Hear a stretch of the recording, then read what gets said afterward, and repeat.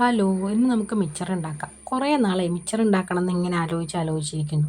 ആവശ്യത്തിന് നോക്കുമ്പോൾ ഒരു സാധനവും കാണില്ല. അതിൻ്റെ ഒരു സൂചനയാണ് നിങ്ങളിപ്പോൾ കണ്ടുകൊണ്ടിരിക്കുന്നത്. ശരിക്കും പറഞ്ഞാൽ നമുക്ക് ആ ഇടിയപ്പത്തിൻ്റെ അച്ചാണല്ലോ വേണ്ടിയിരുന്നത്. അപ്പോൾ അത് ഞാൻ നോക്കിയിട്ട് കണ്ടില്ല. അതുകൊണ്ട് അവസാനം ഒന്നും കണ്ടില്ല.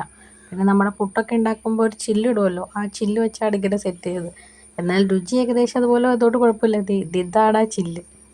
വീട് മൊത്തം അന്വേഷിച്ചു, എന്നിട്ടും കിട്ടിയില്ല. അവസാനമാണ് ഈ ഒരു ഐഡിയ നമുക്ക് തോന്നിയത്. പുട്ടിൻ്റെ ചില്ലെങ്കിൽ ചില്ല്, അങ്ങനെ ഈ ചില്ല് വെച്ചിട്ടാണ് നമ്മൾ ഈ കണ്ട സാധനങ്ങൾ മൊത്തം ഉണ്ടാക്കിയെടുത്തത്. ഉണ്ടാക്കാൻ ആവശ്യമായിട്ടുള്ള സകലമാന സാമഗ്രികളും നമ്മളിവിടെ എത്തിച്ചിട്ടുണ്ടായിരുന്നു. പക്ഷേ ആ ചില്ല് മാത്രം ഇവിടെ ഉണ്ടായിരുന്നില്ല. അതാണ് അതിൻ്റെ ഒരു ഇത്. പിന്നെ ഈ ഒരു സാധനം ഉണ്ടാക്കാൻ നേരത്ത് ആദ്യം കുറച്ചധികം ഇങ്ങനെ പാളിപ്പോയി എങ്കിലും പിന്നെ നമ്മുടെ ഒരു ബുദ്ധിപരമായ നീക്കത്തിനൊടുവിൽ ഈ സാധനം ഞാൻ ഇങ്ങനെ ആക്കിയെടുത്തു. ഇത് നമ്മൾ ആദ്യം തന്നെ മിച്ചർ ഉണ്ടാക്കാൻ സെറ്റ് ചെയ്ത് വെച്ച ഓട്ടകളായിരുന്നു കേട്ടോ. പിന്നെ അത് കുറച്ചും കൂടി സെറ്റാക്കി ഇതിന് വേണ്ടിയിട്ട് നമ്മൾ ഉപയോഗിച്ചു. ഈ പരിപ്പാണെങ്കിൽ കുറച്ചധികം കൂടി പോയോ എന്നൊരു സംശയം ഇല്ലാതില്ല. പിന്നെ അത് കറുമുറ് ആക്കിയിട്ടൊന്ന് വറുത്ത് കോരിക്കൊണ്ടിരിക്കുകയായിരുന്നു. ശരിക്കും പറഞ്ഞാൽ ഈ പരിപ്പ് തന്നെയാണോ വേണ്ടതെന്നൊരു ഡൗട്ടും ഉണ്ടായി. പിന്നെ എന്താ ഏകദേശം ഒന്ന് ഓക്കെ റെഡി വന്നു, മണമൊക്കെ ഉണ്ടായിരുന്നു. ഇനി എന്തായാലും നമുക്കിത് മിക്സ് ചെയ്യാം.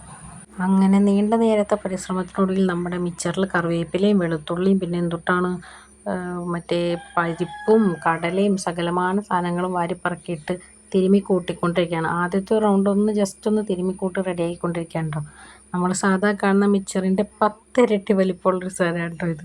ഇതിപ്പോൾ മിച്ചറാണോ എന്ന് ചോദിച്ചല്ല, വേറൊരു അച്ഛണ്ടായിരുന്നു പക്കാവടെ എന്തെങ്കിലും ഉണ്ടാക്കിയെടുക്കായിരുന്നു. ഇതിപ്പോൾ പറഞ്ഞിട്ട് കാര്യമില്ല, ഉള്ളത് കൊണ്ട് ഓണം പോലെ അത്ര തന്നെ. പിന്നെ വലിയ രുചി വ്യത്യാസമൊന്നുമില്ല എന്ന് കുഞ്ചി പറഞ്ഞതോടുകൂടി എനിക്കൊരു സമാധാനമായി. പിന്നെ കുറച്ച് ഉപ്പും കായവും മുളക് പൊടിയും കൂടി ഒന്ന് മിക്സ് ചെയ്യുക.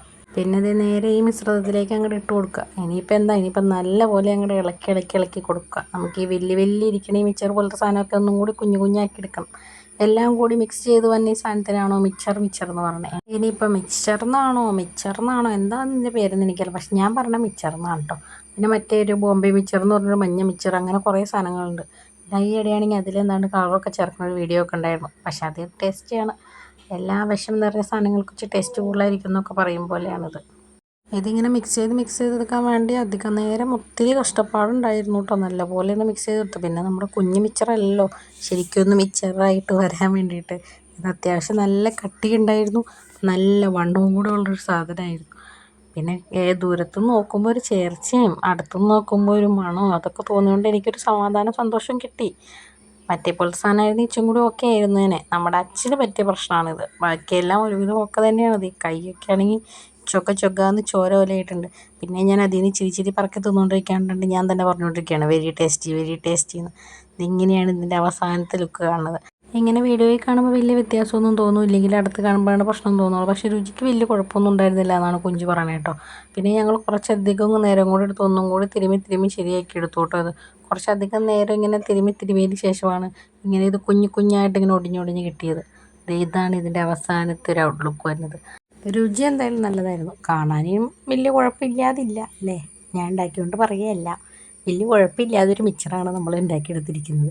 നമുക്ക് അഭിപ്രായം ചോദിക്കാൻ വേണ്ടി ഞാൻ കുഞ്ചിമണ്ടി എടുത്ത് കൊടുത്തിട്ടുണ്ട്. അത് പിന്നെ കൊള്ളാമെന്ന് പറഞ്ഞിട്ടുണ്ട്. അതാണെങ്കിൽ അതിനകത്ത് കടലയൊക്കെ പറക്കിയതിൻ്റെയാണ്, നമ്മളൊക്കെ പണ്ട് ചെയ്തിരുന്ന പോലെ. അപ്പോൾ ടേസ്റ്റിയാന്നൊക്കെ പറയുന്നുണ്ട്. അപ്പം എനിക്ക് കുറച്ചും കൂടി ഒരു ആശ്വാസമായി. പിന്നെ ഇനി കുറച്ച് ദിവസത്തേക്ക് എന്നും മിച്ചറായിരിക്കും.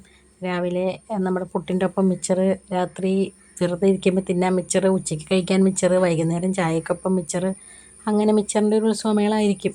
പിന്നെ നമ്മുടെ പ്രധാനപ്പെട്ട ഒരാൾക്ക് നമ്മൾ കൊടുക്കണമല്ലോ, അതുകൊണ്ട് ഇത് പെട്ടിയിലിട്ട് വെച്ചത് കുറച്ചെടുത്തിട്ട് ഞാൻ ഇത് ബെക്കാപ്പിക്ക് കൊടുക്കാൻ വേണ്ടിയിട്ട് കൊണ്ടുപോകാൻ കേട്ടോ. പുള്ളി വെയിറ്റിങ്ങിലാണ്. കുറേ നേരം അടുക്കളയിൽ തട്ടും മുട്ടും ബഹളമൊക്കെ കേൾക്കണം. വേറെ എന്തോ സാധനം കൂടി ഉണ്ടെന്ന് വിചാരിച്ച് പിന്നെയും വന്ന് നോക്കുകയാണ്. പിന്നെ തിന്നിട്ടില്ല. അപ്പോൾ ഞാൻ വിചാരിച്ചു ദൈവമേ പണിപാളിയോ, ഇവന് ഇഷ്ടപ്പെട്ടില്ല എങ്കിൽ ഞാൻ എല്ലാ പരീക്ഷണങ്ങളും ഇവനിച്ചിരി കൊടുത്ത് ടെസ്റ്റ് ചെയ്യാറുണ്ട് കേട്ടോ. അപ്പോൾ ഞാൻ വിചാരിച്ചു ചിലപ്പോൾ എരിവ് അങ്ങനെ സംഭവങ്ങൾ കൂടിയതുകൊണ്ട് പുള്ളിക്ക് പ്രശ്നമായിട്ടായിരിക്കും. പിന്നെ കുറച്ചേ ഇച്ചിരി അങ്ങോട്ട് തിന്നണ്ടായിരുന്നു. ഞാൻ പറഞ്ഞില്ലേ, എനിക്ക് മിച്ചർ കിട്ടിക്കഴിഞ്ഞാൽ എപ്പോഴും ഇങ്ങനെ എന്തെങ്കിലും സാധനത്തിനൊക്കെ തിന്നുകൊണ്ടിരിക്കണം. പുട്ടും പിന്നെ എന്തിട്ടാണ് പപ്പടവും മിച്ചറും ചായയും മീൻകറിയും കൂട്ടി അങ്ങോട്ട് തിന്നു.